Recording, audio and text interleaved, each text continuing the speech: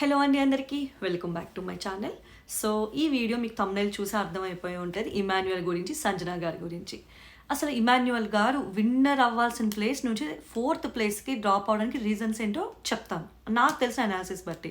సంజన గారు fifth place అంటారు, ఆ ఎగ్రీ. ఆవిడకి కొంచెం కాంట్రవర్సీస్ వెళ్ళాయి, ఆవిడ మాట వదలడం జరిగినాయి అనుకున్నాం, ఇట్లా కొన్ని కొన్ని ఉన్నాయి.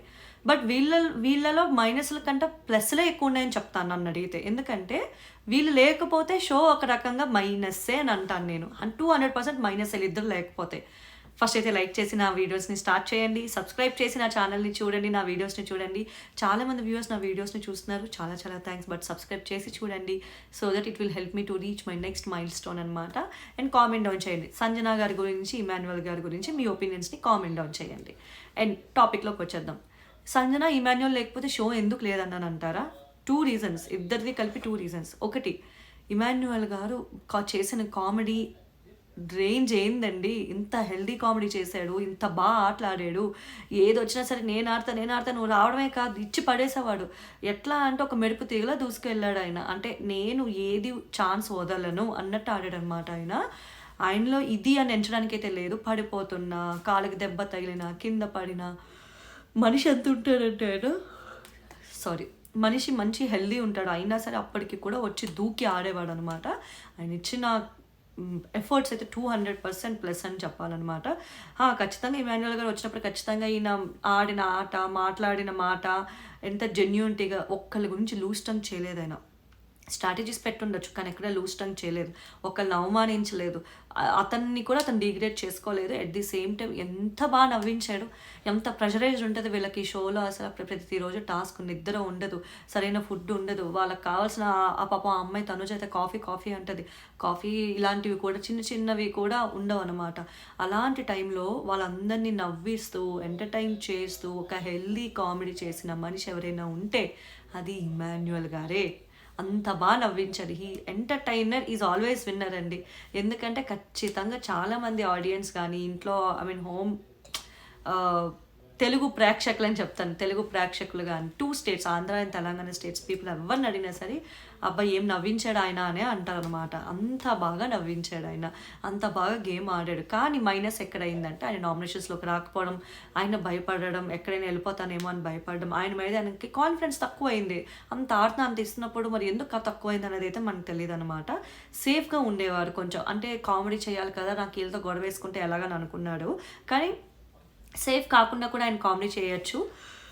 ఆ పాయింట్లో ఎక్కడో ఆయన వెనక అడుగు వేశారు అని అనిపించింది అనమాట. ఎందుకంటే ఆయనకు విన్ అవ్వాలనే తాపత్రయం, విన్నర్ రేస్లో ఉండాలి అని. కానీ పాపం ఆయన ఇప్పటికీ కూడా ఆయన ఊహకు కూడా అందుండదు ఆయన 4th ప్లేస్లో ఉన్నారన్న విషయం అయితే మాత్రం పాపం ఆయనకు అసలు అంచనాయే ఉండకపోవచ్చు అని అయితే అనిపించింది.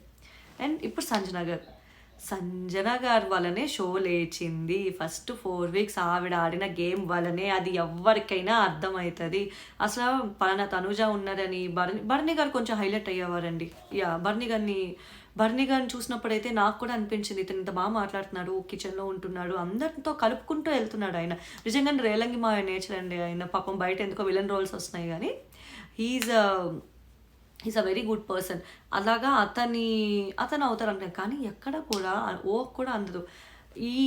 ఆ ఏజ్ క్రైటీరియాలో అలా వచ్చిన వాళ్ళందరూ కూడా 1 or 2 వీక్స్లో వెళ్ళిపోయారు. కానీ సంజన గారు మాత్రం పెట్టిన ప్రతి టార్చర్, ఇచ్చిన ప్రతి మైనస్ని ప్లస్ చేసుకుంటూ, ఆడుకుంటూ ఈదుకుంటూ అట్లా ఇంతవరకు రావడం, అందులో 2 కిడ్స్ని ఇంట్లో ఉంచి ఆవిడ ఇక్కడికి వచ్చి, ఆవిడకి ఎంత ఎమోషనల్ ట్రామా ఉంటుంది, అయ్యో ఆ పిల్లలు అలా ఉంచి వచ్చాని అని.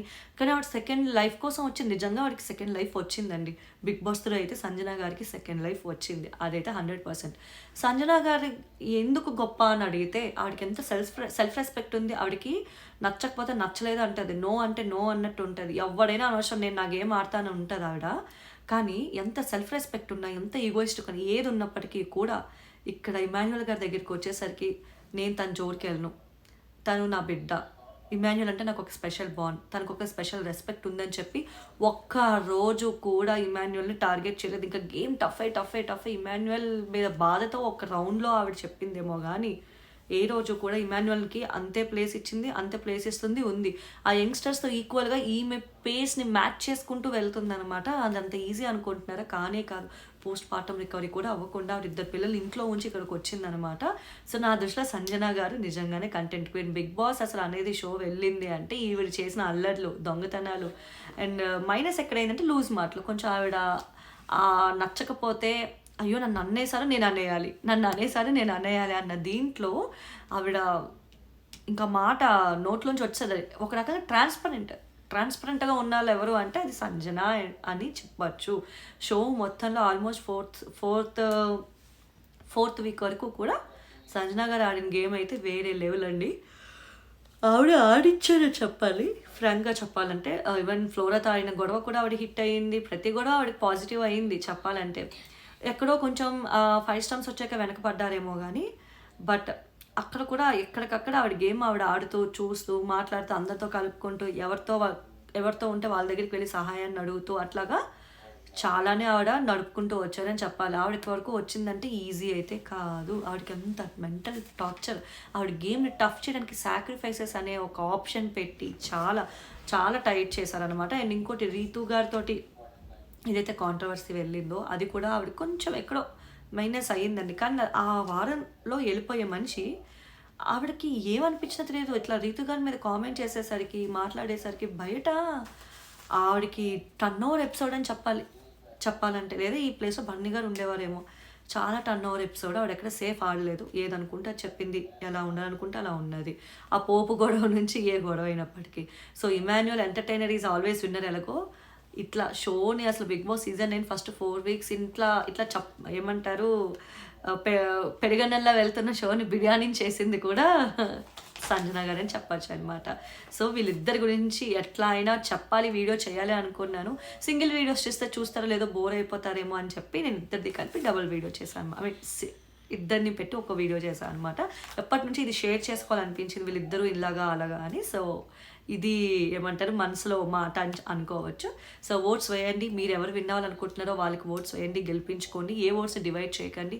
మీరు సంజన ఫ్యాన్స్ అయితే సంజనకి, ఇమాన్యుయల్ ఫ్యాన్స్ అయితే ఇమాన్యుయల్కి, తనూజ, డీమన్, కళ్యాణ్ మీరు వీళ్ళ ఫ్యాన్స్ అయితే వాళ్ళకి మీ ఫేవరెట్ కంటెస్టెంట్స్కి ఓట్ వేయండి. కామెంట్ డౌన్ చేయండి. సంజన అండ్ ఇమాన్యుయల్ గురించి మీరు ఒక్క మాటలో చెప్పాలంటే ఏం చెప్తారో కూడా కామెంట్ డౌన్ చేయండి. Thank you.